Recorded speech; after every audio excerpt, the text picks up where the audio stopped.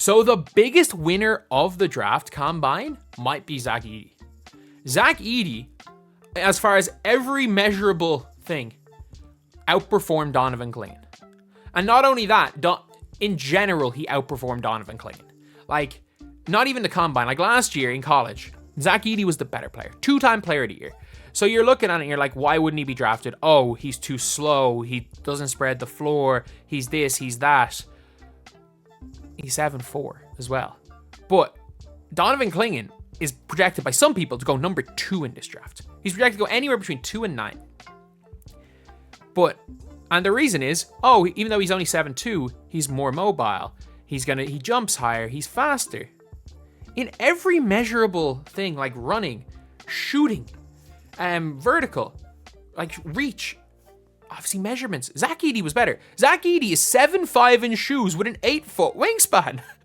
Like, it's crazy. It's absolutely crazy. And like, we obviously know it. Zach Edey's freaking huge. But what I was shocked in is that in the 3-quarter sprint, Zach Edey was faster than Donovan Clingan. Zach Edey was there or thereabouts with Alex Sarr in the 3-quarter sprint. He shot better than Alex Sarr. He was shooting pull-up jumpers. And like, a lot of the people are saying that like Donovan Clingan, they're trying to show that he has a jump shot for a lot of his pre-draft things. Edey was shooting better than him. And I'm not saying like Zach Edey should be a top pick or anything. But I'm saying if Donovan Clingan is 2, Zach Edey should not be a late first-round pick. I'm saying, like, I don't know how much of a difference there is between these two guys. Like, and it's weird. Eye test would say Clingan's more mobile, Clingan's this, Clingan's that. But it's like, maybe if you put Edey on UConn, he looks like he has the defensive impact of Clingan while also just being better. Like, he's so much faster than Boban.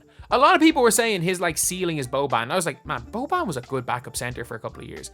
If he ends up being a backup center, like, that's a solid career for Edey. I genuinely was like, you know what, Edey, you're a better Walter Tavares.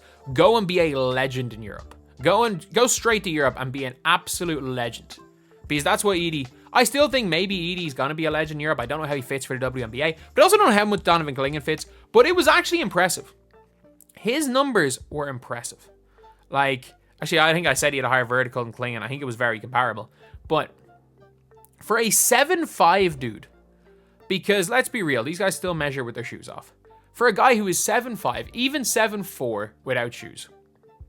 Even though I've seen him stand beside Victor, he's an inch shorter than Victor, but man, Victor listed as 7'4" is one of the biggest lies in the NBA. That man could be 7'6" for all we know. Yeah, Edey looks to be genuinely one of the sleeper picks in this draft.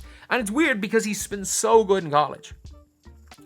Because you're looking at the bigs, like Kel'el Ware tested better in a lot of things other than vertical, which was very close to Alex Sarr. But as far as Kel'el Ware goes, for him, is his motor high enough? There's a lot of like little things with him, whereas Sarr is like, Sarr didn't test badly in anything, but it's just not scarily impressive other than his 37-inch vertical for 7-footer, which is actually nuts. So when we're looking at bigs in the draft after Alex Sarr, I think Clingan's going to be the next one taken off the board.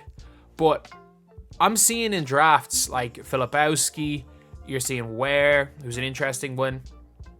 I think Edey should be in with them, in that group. I think Edey as a late lottery pick is not crazy in this year's draft because he's quicker than we thought. He's definitely quicker than we thought. And you might be saying, oh, but like the eye test in the game changes things. And I was like, yeah, I don't think he's going to be quick enough to guard a lot of NBA players. I think he's going to struggle in that. But also, NBA players are going to struggle guarding him. Like, is he going to be quick enough to guard a Bam Adebayo? No. But Bam Adebayo is also not 7'4" with an 8-foot wingspan. Like, there's give and take. There's advantages to having big players. And I think being a situational player as well. Like, he's 100 times better than Taco Fall was when he came in. Like, he's a lot more mobile than Boban is. I don't think he has the hands or the passing of Boban, but we'll see. But that's the thing, is he's going to come in. And while, yeah, he's not going to be able to guard certain people, they're not going to be able to guard him either. And he looks like he has some sort of ability to stretch the floor. Like, he shot well. I wouldn't be surprised to see him as like a 30% three-point shooter. And with that, like, you can figure things out. Like, it's not like Brook Lopez is particularly quick on his feet. I'm not sure if young Zach Edey right now is even that much slower than Brook Lopez.